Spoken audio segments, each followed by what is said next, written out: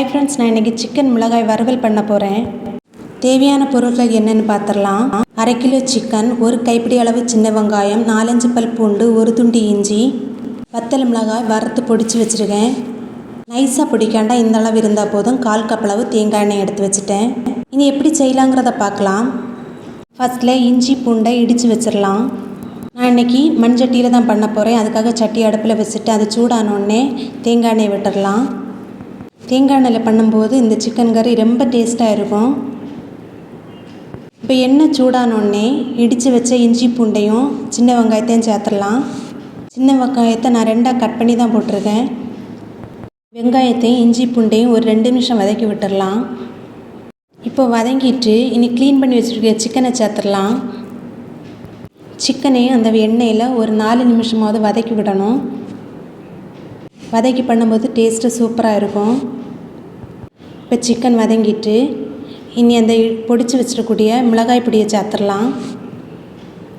நான் கொஞ்சமாக சேர்த்துருக்கேன்.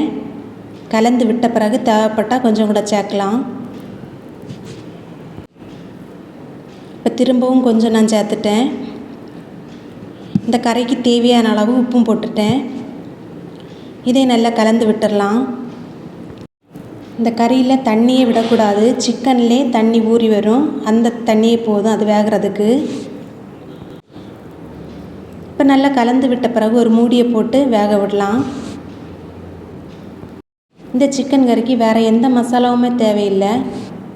மிளகாய் பொடி மட்டுமே போதும். இப்போ மூடியை போட்டுட்டு ஒரு 10 நிமிஷம் கழித்து திறந்து பார்த்தேன்.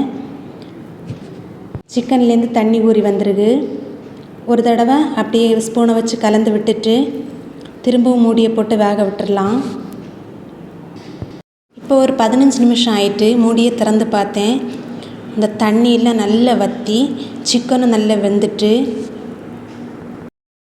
சூப்பரான சிக்கன் வறுவல் வந்து ரெடி ஆயிட்டு. தேங்காய் எண்ணெய் வாசனையில் இந்த சிக்கன் வறுவல் வந்து டேஸ்ட்டு அருமையாக இருக்குது. சோறில் ரசம் விட்டு இந்த சிக்கன் மிளகாய் வறுவல் மட்டுமே வச்சு சாப்பிட்டு பாருங்கள். அவ்வளோ டேஸ்ட்டாக இருக்கும். தக்காளி விற்கிற விலைக்கு தக்காளி இல்லாமலே இந்த வறுவல் பண்ணிடலாம். நாளைக்கு சண்டே. நீங்களும் இந்த ரெசிபியை பண்ணி பாருங்கள். இந்த வீடியோ பிடிச்சிருந்தா லைக் பண்ணுங்கள், ஷேர் பண்ணுங்கள், சப்ஸ்கிரைப் பண்ணுங்கள். மறக்காமல் கமெண்ட் பண்ணுங்கள், பெல் ஐக்கானை கிளிக் பண்ணுங்கள். வீடியோ பார்த்ததுக்கு நன்றி.